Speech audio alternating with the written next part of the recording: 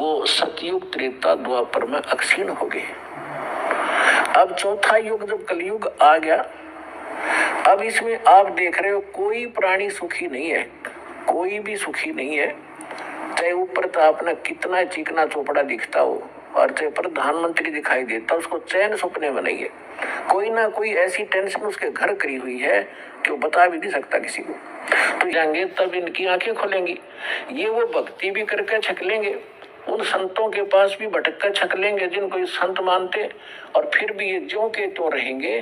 तब हमारे दास के पास आएंगे और वो ऐसा मंत्र समर्थ के पास वो पावर है कि आपके संस्कार प्रारब्ध के दुख को भी, प्रारब्ध के संस्कार को भी वो चेंज कर सकता है। मासा घटे न तिल बधे, विद ना लिखे जो लेख, और सच्चा सतगुरु मेट के ऊपर मार दे मेघ। अब सतगुरु ना मिलने से भेड़ पूछ को पंडित पकड़े बादो नदी बिहंगा, गरीबदास वो भवजल डूबे जिनको नहीं साध सत्संगा। कबीर इस संसारे को समझाऊं के बारे, ये पूछ पकड़ के भेड़ की और उतरा चावे पारे। साधना तो नकली कर रहे हैं और इंतजार कर रहे सुख होने की और मोक्ष की। कहते हैं संशय शोक सराय में सूतक दिन राती, और जीवित जग में जूती पड़े फिर जम तोड़े छाती।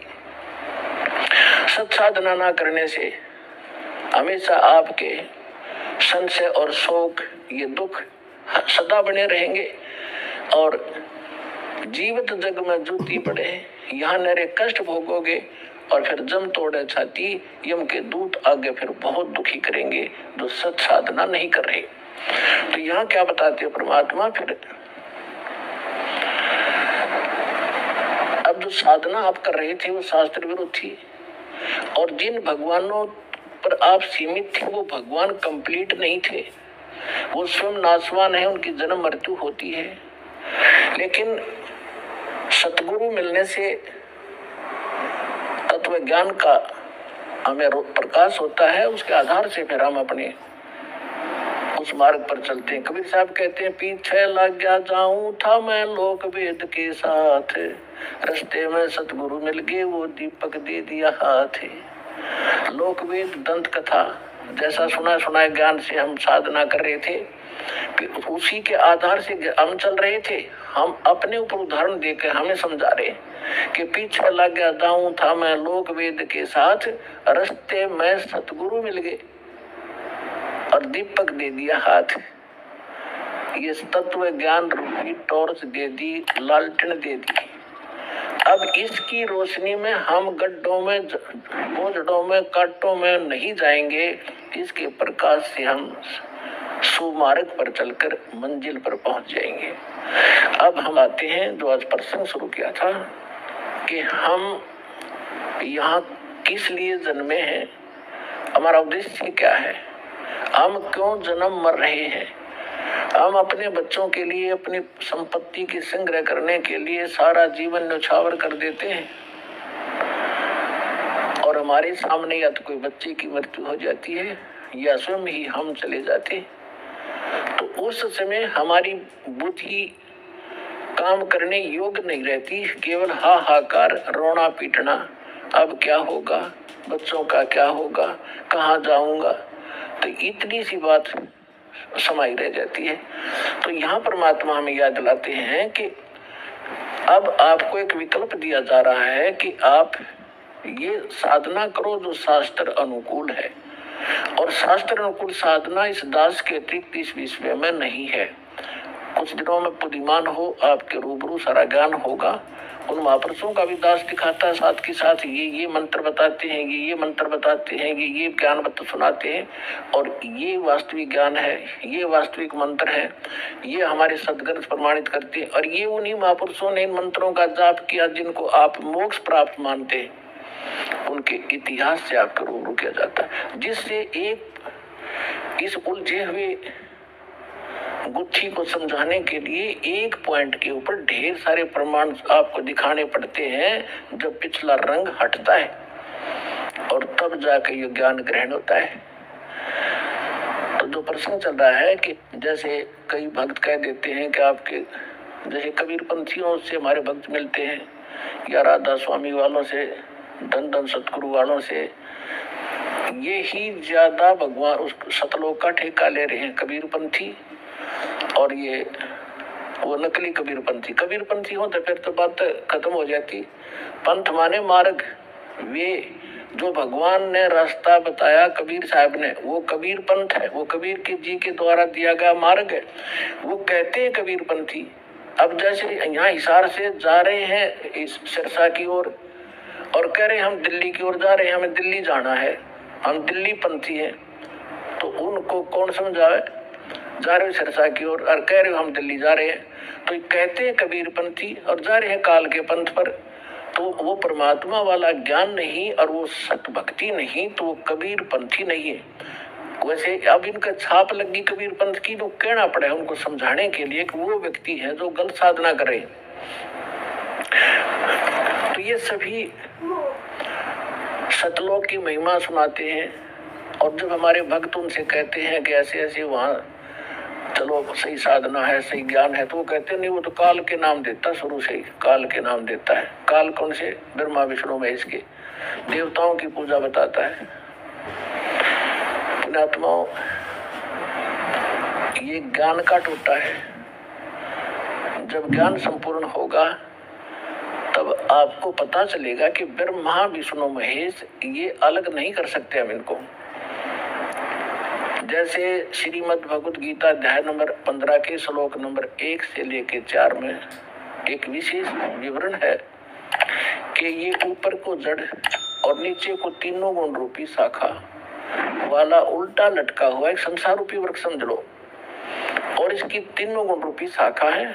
इतना गीता ज्ञानदाता केवल इतना नॉलेज रखता है कि ऊपर ने तो जड़ समझो और जड़ वो दृढ़ है, वो अविनाशी पोर्शन है, जो मूल है इस संसार रूपी वृक्ष का, और उस मूल मालिक है जो जड़ है, सभी का धारण पोषण भी वही करता है, क्योंकि पूरे वृक्ष को, पेड़ को जड़ से ही आहार प्राप्त होता है, खुराक मिलती है। गीता अध्याय नंबर 15 के श्लोक नंबर 16 और 17 में 3 पुरुष बताए, सरपुरुष, अक्षर पुरुष, और 17वें श्लोक में कहा कि उत्तम पुरुष है तो अन्य, सरपुरुष अक्षर पुरुष से कोई और है उत्तम पुरुष, श्रेष्ठ भगवान, और वही तीनों लोकों में प्रवेश करके सबका धारण पोषण करता है। अब इन 2 श्लोकों का लिंक अब उन प्रथम के 4 श्लोकों से है 15वें अध्याय के। तो इसमें बताया कि उल्टा लटका एक संसार रूपी वृक्ष है, और जो तत्वदर्शी संत की पहचान बताई है कि जो इस संसार रूपी वृक्ष के सभी विभागों को भिन्न भिन्न बता देगा, सवेदविद, वो तत्वदर्शी संत है। चौथे अध्याय के 34वें श्लोक में जो तत्वदर्शी संत के विषय में कहा है कि उसकी शरण में जाओ, उससे पूछ, वो उसकी पहचान बता दी कि उल्टे लटके संसार रूपी वृक्ष के सभी पार्ट्स बता देगा, सवेदविद, वो तत्वदर्शी संत है। तो 600 वर्ष पहले परमात्मा स्वयं आए थे, और गीता अध्याय नंबर 4 के श्लोक नंबर 32 में जो कहा है कि वो सच्चिदानंद घन ब्रह्म अपने मुख कमल से अमृतवाणी बोलता है, वो तत्व ज्ञान है, वो निष्कर्ष है सारे अध्यात्म का, और वो तत्वदर्शी संत के ही पास होगा और मिलेगा नहीं तुझे। तो यहाँ परमात्मा ने 600 वर्ष पहले उस तत्वदर्शी संत की भूमिका, जैसी उनकी लीला है वो किया ही करते हैं। जैसा दास ने वेदों के प्रमाण आपको बताए थे, रेफरेंस बताए थे, उनमें यही लिखा हुआ कि परमात्मा ऊपर रहता, ऊपर के लोक में, सतलोक में, वहां से चल कर आता सह शरीर, और यहाँ 3 प्रकार से उसके सतिथि से हमारा धारण पोषण करता है। एक तो आपको बता सतलोक में रहता है, जब उसको वहां तो उनका शरीर बहुत तेजों में होता है, करोड़ सूर्य मिला दे, करोड़ चंद्रमा एक रोमकूप की उनकी शोभा होती, इतना तेज है। दूसरा, प्रत्येक युग में शिशु रूप धारण करके आते हैं, और एक जल कमल के ऊपर, यानी कमल तो जल में ही होता है, सरोवर में आकर वो अपना निवास कर लेते हैं, शिशु रूप धारण करते हैं, वहां से निसंतान दंपत्ति उठा ले जाते हैं, और उनके परवरिश की लीला कुंवारी गाय से होती है। ये तो है प्रथम, फिर धीरे धीरे बड़े होते हैं, तो बचपन से ही वो अपनी महिमा अपने मुख कमल से, लोकोक्तियों के माध्यम से, दोहों के माध्यम से, शब्दावलियों के माध्यम से वो ज्ञान प्रचार करते हैं, कवियों की तरह आचरण करते हैं, लोग उनको कवि भी कहने लग जाते हैं। एक प्रसिद्ध कवियों में से भी एक होते हैं वो, लेकिन वो होते परमात्मा।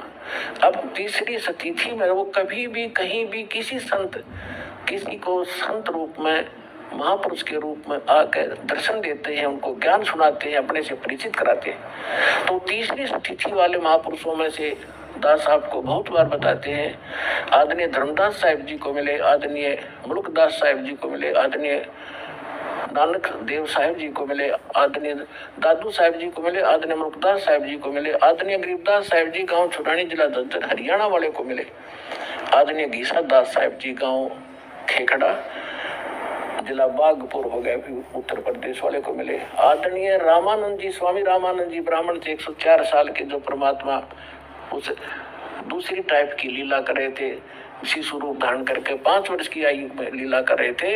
104 वर्ष के ब्राह्मण को सब वेदों और गीता से पराजित कर दिया था। तब उस महापुरुष ने परमात्मा की शरण ली थी, उनको सचखंड लेकर गए थे। इन सभी महापुरुषों को अपने से परिचित कराया था कि मैं कौन हूँ, तो तुम्हारे वेद बताते हैं मैं वही हूँ, और मैं ऊपर रहता हूँ, वहां से चल कर आता हूँ और यहाँ ज्ञान देता हूँ। तो उन महापुरुषों ने स्वयं देखा सचखंड में जाकर, फिर वापस छोड़ा उनको। तब रामानंद जी ने कहा था, तुम साहेब तुम संत हो, तुम सतगुरु तुम हंस, और गरीबदास तेरे रूप बिना और न तुझा अंश। तुम ही साहेब हो, तुम ही सतगुरु हो। साहेब तो भगवान हो ही, आप सच्चा ज्ञान देने वाले सतगुरु भी आप ही हो, और आपके अंदर एक भगत के लक्षण है। आप जैसे परमात्मा आए थे कबीरदास, हमारे लिए एक रिहर्सल करके छोड़ गए कि यहाँ बकवाद नहीं चलेगी, जितना अधीन होगे भगवान उतना निकट आपका होगा। अधीनी के पास है वो पूर्ण ब्रह्म दयाल, मान बढ़ाई मारियो बेअदबी सरकाल। हमें सब परमात्मा भक्ति के लक्षण भी बता के गए हैं और उनसे होने वाली हानियों का भी परिचय दिया है, और किस प्रकार आपकी भक्ति नष्ट होती है वो भी जानकारी दी है, और कैसे सुरक्षित रहेगी। जैसे माता गर्भ रखे यत्न बनाए, ठेस लगे तो छन्न होवे, तेरी ऐसे भक्ति जावे। पुणात्मा, जब आपको इस भक्ति की कीमत का पता चलेगा, जैसे किसी बहन को गर्भ रहा हो माँ को, और फिर उसको पता उसको कैसे रात को भी चिंता रहती है कि कहीं मेरा बालक, मेरा बच्चा खराब ना हो जा, ऊंचे नीचे में पैर ना रखा जा, रात में करवट लेते समय भी तो एकदम उलट के पड़ेगी कि जब बच्चे का दाब ना गिरगी हो, तब वो गर्भ रूपी लाल को वो सफल करती है। इसी प्रकार परमात्मा बताते हैं, जैसे माता गर्भ को रख यत्न बना और ठेस लगे तो वो खराब हो जा, तेरी ऐसी भक्ति न साव। तो इस भक्ति के अंदर आपने मर्यादा गढ़नी जरूरी है। अब परमात्मा ने आपको सद्भक्ति भी मिल गई, दास भी मिल गया, आपके अंदर भक्ति प्रवेश भी कर दी। अब उस लाल को आपने सुरक्षित रखना पड़ेगा। जरा सी लापरवाही में वो बात भक्तिहीन हो जाओगे, फिर वहीं की वहीं फिर स्टार्ट होगी दूसरे। तो इससे इतना डर के इस भक्ति को सफल करो। अब जो प्रश्न चल रहा है कि अब हम इसको कैसे सफल करेंगे और कैसे हमें प्राप्ति होगी परमात्मा की, ये इसमें मूल कारण है। अब हम तो कई जैसे प्रश्न चल रहा था कि हम ये कहते हैं कि आपके गुरुजी देवी देवताओं की पूजा देते, ये पूजा नहीं है इनकी।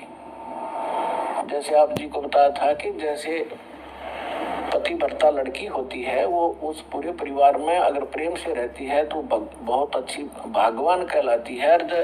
इनका अपने पति से